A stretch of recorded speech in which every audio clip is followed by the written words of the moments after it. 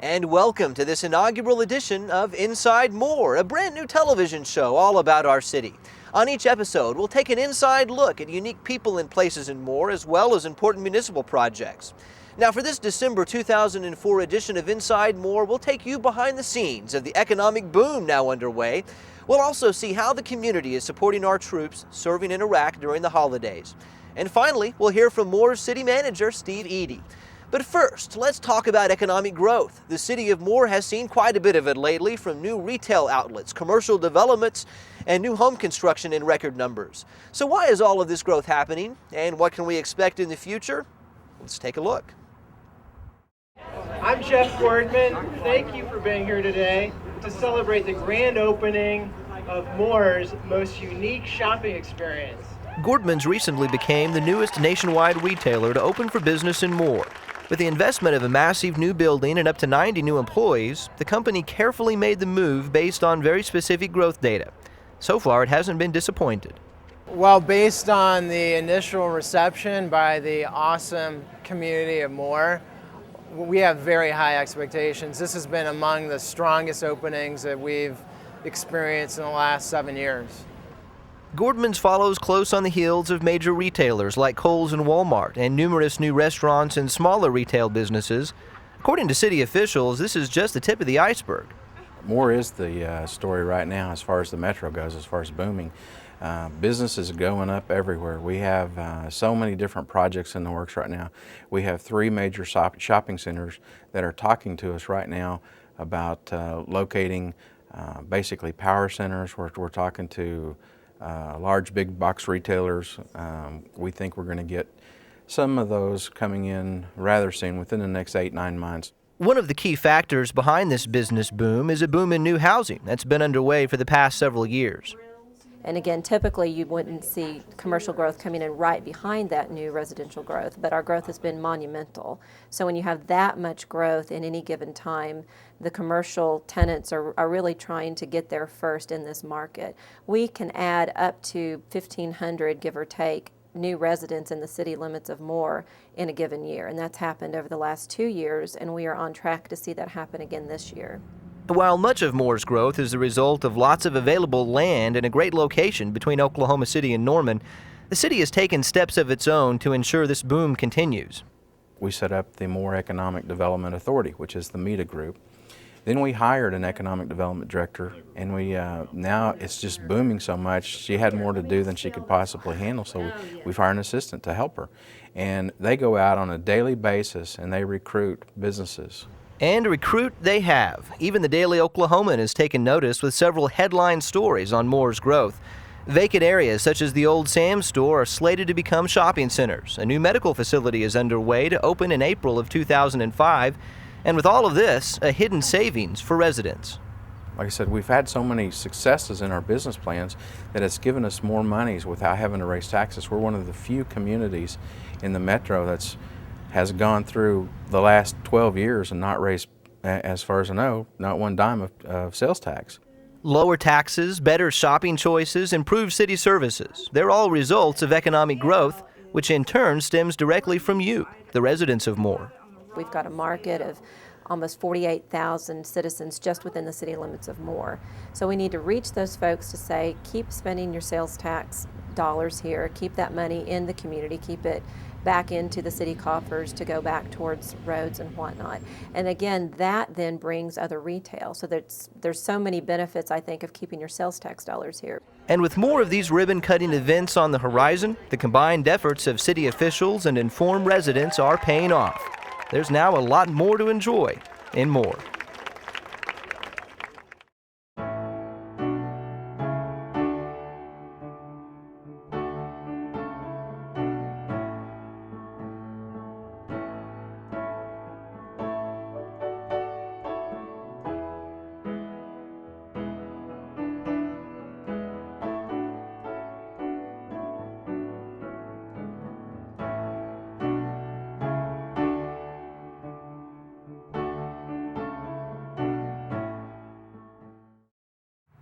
The holidays can be an especially difficult time for our soldiers serving in Iraq. But many residents in Moore are going above and beyond to make sure soldiers, as well as their families, get the appreciation they deserve. And then this is what he lives in. Moore resident Kathy McMillan regularly receives email photos from her son, a U.S. soldier currently serving in Iraq. She learns about his living conditions and sees bits and pieces of the danger he faces daily. This is detonating some ammunition and mortar rounds that they found. He's my baby. I know he's a soldier and I know he's trained to do what he knows how to do, but I still can't help but think I'm the one that taught him how to tie his shoes. As Kathy and her family face the separation and concern for their son, community support in Moore has been critical in helping them through. I can't put a value on the support, how much it means to me, just knowing that people care and they're concerned and they're proud of my son. I've had people that have called me and said, "What's your son's name? We're going to pray for him at our church and give me a picture of your son." And so I just think with all of the help out there and all the support and all the morale boosting has kept my spirits up. Hi, ma'am. Would you like to take a shopping list? We're from Blue Star Mothers, and we're collecting donated items to send to the troops. And this is our Christmas run. One group in Moore has taken support for the troops even further. Made up of moms and family members of soldiers in Iraq, the Blue Star Mothers have been busy making sure U.S. troops and their families get the appreciation they deserve. We wanted to make sure that as many of our troops overseas as we could possibly serve would get Christmas boxes. For months, the Blue Star Mothers have been stationed at Walmart and other locations in Moore and Norman, collecting donations from a list of items soldiers need. All of them have electronic devices, and they all need batteries to replace it. Donations are then taken to a makeshift warehouse at the Moore Community Center, where they're packed into boxes and shipped off to Iraq. We walk around here and we act as the representative for that soldier and go, okay, what would this person like? Even the Moore Public Schools have assisted by allowing school children to create Christmas cards for inclusion in the boxes. According to the Blue Star Mothers, upwards of 15,000 residents in Moore alone have contributed to the overall effort, including donations for mailing expenses. The community has come up, several people have come up just giving us cash. I had one guy that was in Somalia. He came up and gave me a $100 bill, and he had tears in his eyes, and he said, "I remember getting my box over in Somalia, and it means everything, and I just want to do my part to pay back." Diane Culverhouse has a son just returned from Iraq. She knows firsthand the feeling of uncertainty and concern. You pray. I mean, that's it. You pray. You pray for their safety. You pray that they're going to do the right thing when the time comes when they need to do it. I mean, that's it. You pray. In situations like this, even showing support in small ways made a big difference for her and her son. I was sending things to 4 young men at the beginning, and they were just all, I mean, every time I would get an email, you know, that they would say thank you, it just, look, I'm gonna cry. It just did my heart good, you know, to get to know that they appreciated it. The scenes from Iraq can be breathtaking, horrifying, and inspiring, sometimes all at once. As families receive emails from loved ones, they see firsthand what our troops are facing and the good that they're doing. They see their loved ones building a new country and paving the way for a new democracy. You can share the pride with everybody, and we are all so very proud of our sons and our daughters, our husbands, our wives. You know, that's the thing that gives me the goosebumps. And that has a lot to do with why so many people in Moore have shown their support for organizations like Blue Star Mothers and individual family members like Kathy McMillan. They'll tell you support from the community is critical for their loved ones in Iraq and the success of their mission. And even when the holidays have passed, their efforts will continue. If we could get the name of every young man or woman who doesn't get anything from home, that's what I would like to see, is that every single one of them gets something from home, so that they know that somebody back here is thinking about them. Thank you so much.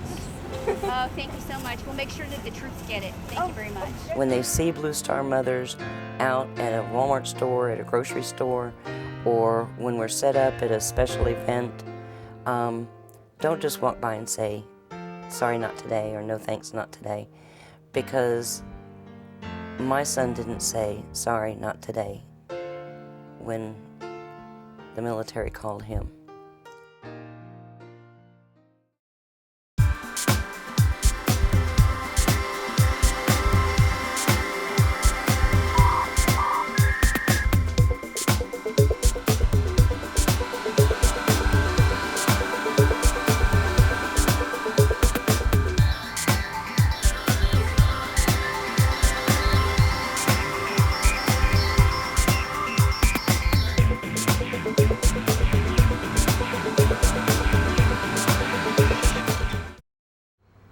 On each episode of Inside Moore, we'll take a few minutes to visit with Moore City Manager Steve Eady concerning various topics relevant to citizens.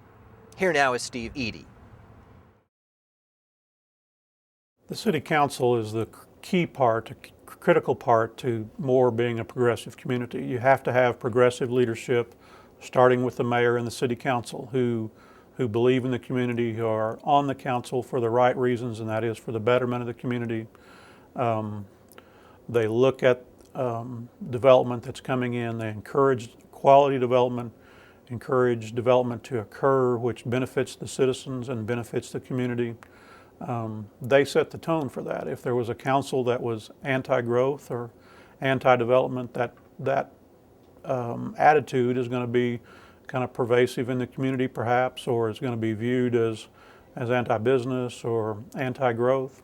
And our council is just the opposite of that. And I think that the results of that are seen in the world out there with the new shopping opportunities, the many hundreds and thousands of new houses that are being built here, the opportunity for jobs that are here now that weren't here before, really with the leadership starting with the mayor and the city council over the last number of years.